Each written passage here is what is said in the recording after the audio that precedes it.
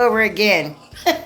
I just want to say right quick, because I swear, this phone, I got to get me a new phone, really. But I don't mind talking. Got a gift gap, and what I talk about is real. So, hey, I ain't telling no lies. But anyway, folks, when I talked about earlier today, my last one, when I was talking about my mother, how she shut the door of my father's room when he died, and she just kept it shut.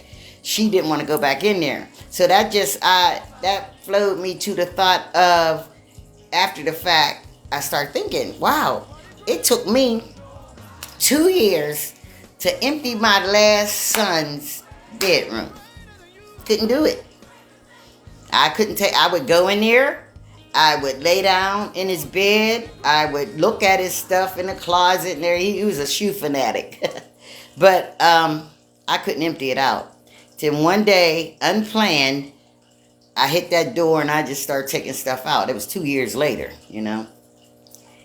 So nobody can tell you how to fast, how can I say, how to go about your grief. Everybody goes differently, They do things differently. Like I always say, if you're not hurting yourself or thinking about hurting somebody else, you cool. Whatever way you do it, you cool. Ain't no certain rule.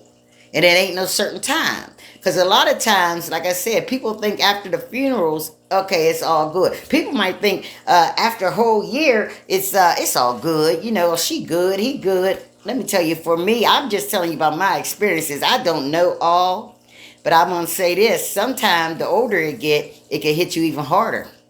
It does for me. Like I said, this is 2 days after Dawn's birthday, so I just thought I better go ahead and add this on, about how it took me 2 years to empty his room. It's sad because we don't know when the last time we're going to see someone. I know I want to go back, like on April the 16th of 2012, when I came downstairs early that morning, I had like a bay window, and I had like a bench that was connected to the wall. I come hit the corner, and I look at my son Dawn laying there straight with his hands like this, and it startled me, and I was like, don't be laying like that, because he looked like he was laying in a coffin. It scared me. It just scared me. And that was at sunrise. But by sundown, he was gone.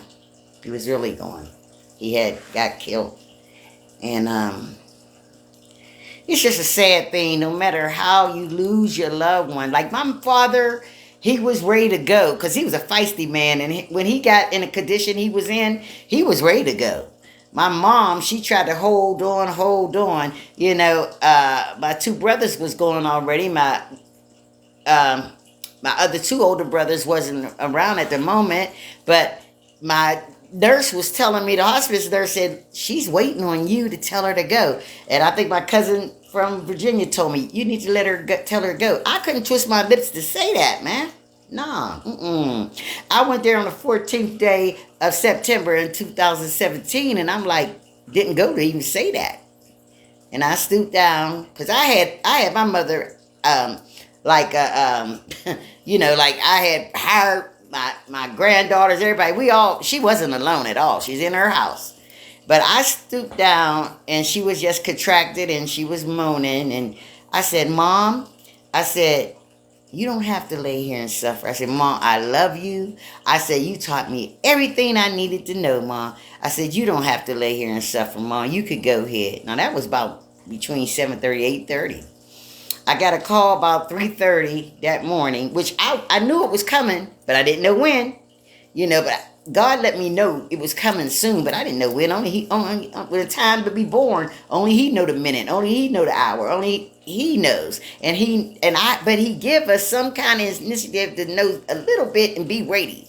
With God, nothing really can catch you off guard. He lets you know things if you ask to know. He will. Get close to Him. So anyway, 3:30 the call came. Went over there, and a person called me, said, your mother, breath is getting shallow, you should hurry up. But I kind of believe that it's a possibility she was already gone, because when I got there, her complexion was like yellow, but nevertheless, it was my mom, but I I know she had to be waiting on me to say go ahead. Because I'm her only daughter. It all come together in the end. It happened so quick. She had to be waiting on me to say go ahead. She was worried about me. I was her only daughter. And she felt like the two older brothers, they could take care of themselves or whatever. They good. And the other two had already got their wings. They was good. But here I was.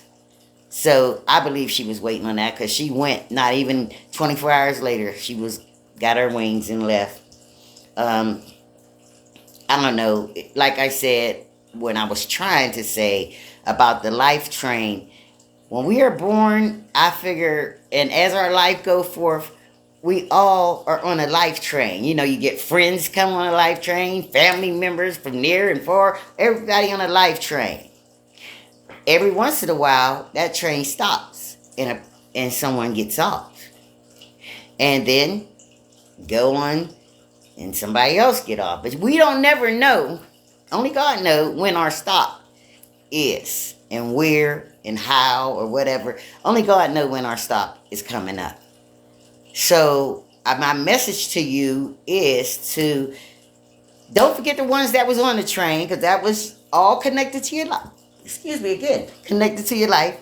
But the ones that's still on the train, love them. Treasure it all. The ones that was and the ones that's still on, because we don't know what tomorrow will bring. We never will know. And I do know that one day we're going to have to get our stops going to come on a life train. You know, I know my father said real quick, he had told me, he called me Dutchie. It tickled me when I found out my son's rap name was Dutch, but he called me Dutchie as a girl, little girl. And he said, Dutchie, you know, even when I was older, he said, when I die, don't you be rolling down the aisle, screaming and crying and kicking. He said, you walk up to me and you pat me on my shoulder and tell me, well, Dad, I guess you went down that road. And you know what, y'all? I did that too. I sure did. I did what he told me to do. Yeah, so, you know, like I said, everybody have a stop, but we don't know what day. We don't know where or when, but that's why it's so important to give a person flowers while they can see them and smell them. You know what I'm saying? Go see a person. If you're thinking about them, go see them. A couple people slipped right through my fingers. They wasn't related, but I was supposed to go see them. And before I could get there, it was all over. It was too late to see them. You know, a lot of times during funeral time, people get all these flowers and this and that. The person can't smell them. I know a guy, when my son James died, he came up here, Miss Newt, and wanted to put it in my son's hand. He laying in the coffin.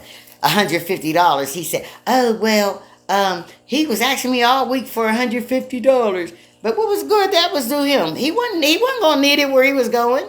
So the undertaker took it out of his hands. Said, here, Miss Carol, you put this, you keep this. Said, because somebody else going to get it, because James didn't need it anymore. So do what you could do while you can do it, because you don't know what's going to come next. You know what I mean? And if you have on your mind to see somebody or call somebody, I think God don't put it on your mind for nothing.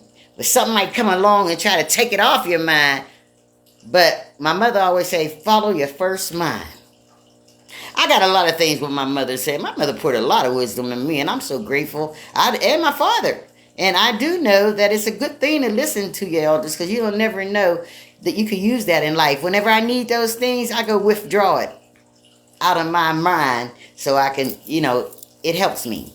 So I just want to say once again, can you please, if you know somebody that lost somebody or whatever, I would just appreciate if all of my fans or whatever, my friends, go to my YouTube channel, Miss Luana Real Talk. You'll see a cover of my book called Unexpected Events. You push that book and the videos will come, or you push videos. I got over 100 10-minute videos, and I got over 50 short videos. I would appreciate if you would tell a friend and tell another friend to go and check it out, okay? Because if you don't know somebody, you know somebody that knows somebody that would probably benefit from it. So until next time, I thank y'all. I hope that y'all would subscribe me if you can relate to some of it. I'm quite sure you will, because it's God-given. I'm sharing what God has taken me through. And God don't take us through something to just hide it.